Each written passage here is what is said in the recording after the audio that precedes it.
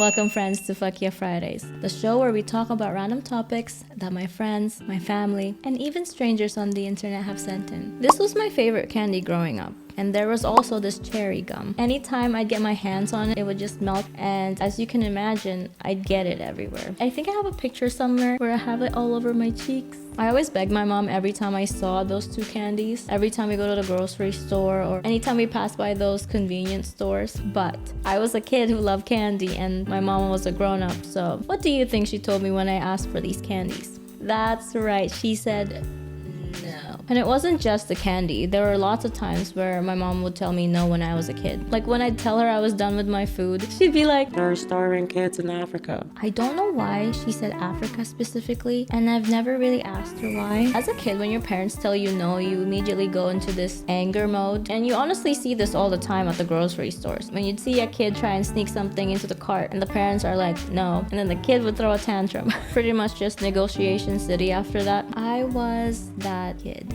Well, maybe not the tantrum part because my mom is a Filipino lady and she will, if not at the grocery stores, at home she's saving that slipper.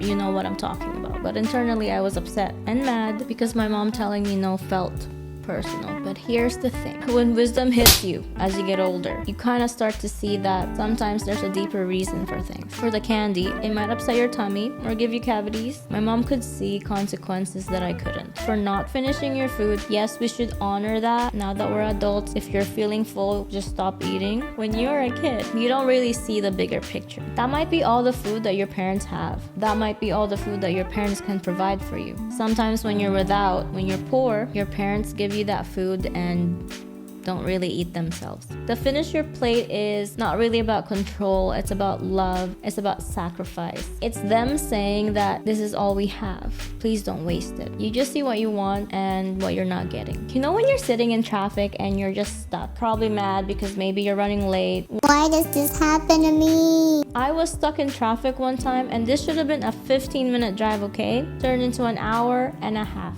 because they closed 2 lanes. Thank God I read my appointment wrong. It was a later time than I thought it was because an hour and a half to drive somewhere that should have taken me 15 minutes is bonkers. When I finally got past it, I couldn't really be mad. Do you understand why it had to happen? It was just so frustrating. You kind of learned that it wasn't really about you. Something needed to happen first, just like the construction people having to pave the 2 lanes. For everyone's safety now that it's winter time and there's snow everywhere, it kind of makes you think that we really are operating with incomplete information. We see the moment, we feel the sting when someone rejects us. We give it a meaning and we make it about us. We can't see how that no is making space for something else. We don't see redirection happen in real time. There's always a bigger picture at play, even if we can't see it yet. That's why I realized about all those rejections that I carried for so long, that I was still seeing them through a kid's eyes. Immediate, emotional, and personal. Kind of like life was telling me, no, you're not good enough. Like I was being denied what I felt like I deserved. And I internalized that for years. What I'm learning now is that tends to live in your body, in how you see the world, and how you see yourself. Every closed door felt like it was proof that something was wrong with me. But I couldn't see the bigger picture yet. And here's the thing, you really have to acknowledge the no's that you get in life. Really sit with them. Be disappointed, be mad, go to a rage room, like break some things, sing your heart out, cry if you have to. You have to let that out however it shows up for you because those feelings are real and they do matter. You have to acknowledge where you are to get to where you want to be. I've learned along the way that you can't really I am yourself through things. You're actually doing yourself a disservice if you're not honoring how you feel. You're not always responsible for your first thought, but you are responsible for your second one. So what are you gonna do next?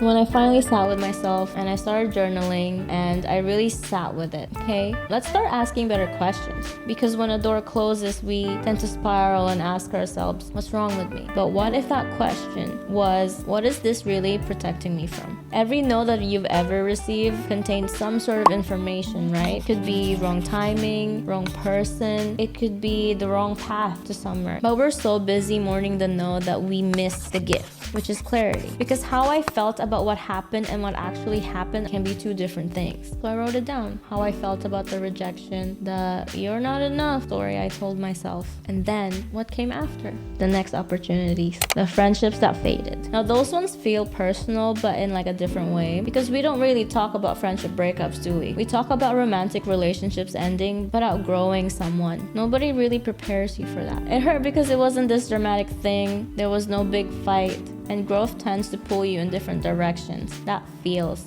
like rejection. You know, when you're on this trajectory of growth, people tend to get stuck in their ways, and you changing feels like a threat to them because they don't really know this version of you and they don't know how to access you like before. Maybe you worked on your boundaries this time. And it's not that they don't care or that you guys weren't real friends. It's just that you grew apart. You can't really control outgrowing spaces. There's this great analogy one of my favorite creators said. He talked about taking a shirt from when you were a kid. How confident are you if you put it on right now that it's gonna fit?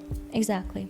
It won't, and it shouldn't, because you've outgrown it, and that's okay. You can't really force yourself to stay small just to keep someone comfortable. Then you're uncomfortable. You can't also force someone to grow at your own pace. When any relationship ends, it feels like this cord's being cut. Friendships that have entered my life and that have left my life, you know, I definitely wouldn't be who I am without them. So I'm very grateful for the time that we've had together, but I recognize now that love means letting people grow, even if that means growing apart. And as I went through my list, I saw something that I didn't see before. Life has a way of working out for me in ways that I could not have imagined. If all of this came from those rejections, was I actually rejected? We've been taught to fear it, to see it as proof of our inadequacy. But that's not what rejection is. That's just what it feels like when you're standing too close to see the full picture. I learned that rejection is often a mirror. It shows you what you believed in yourself even before the rejection happened. If rejection confirms your worst fear, not being good enough,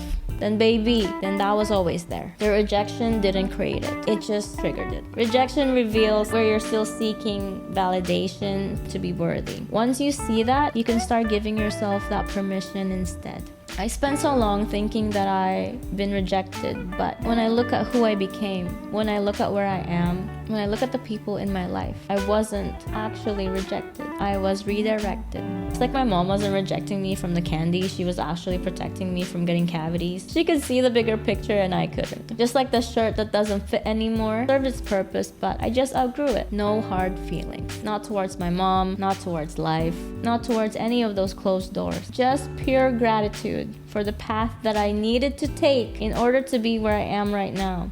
So yeah, if you're carrying any of those rejections, if you're in that moment right now and there's a no that happened for you and that no hurts you and you just can't see why, I get it. It hurts and it feels so personal, but you just can't see the bigger picture yet. And maybe wisdom is coming, and when it does, you'll look back in all of this and think you were never rejected, just redirected. And that redirection was the best thing that ever happened for you. And I'll leave you with one of my favorite quotes. Remember that sometimes not getting what you want is a wonderful stroke of luck. No hard feelings, just redirection. What a life. And if you haven't already, please subscribe to my channel. This is part 4 of my Fuck Yeah Friday series, where we talk about random things because fuck yes, it's Friday. Things always work out in the way that they have to, in the way that they need to. Sometimes more than you ever dreamed it would be. You just have to trust the process. I love you and goodbye.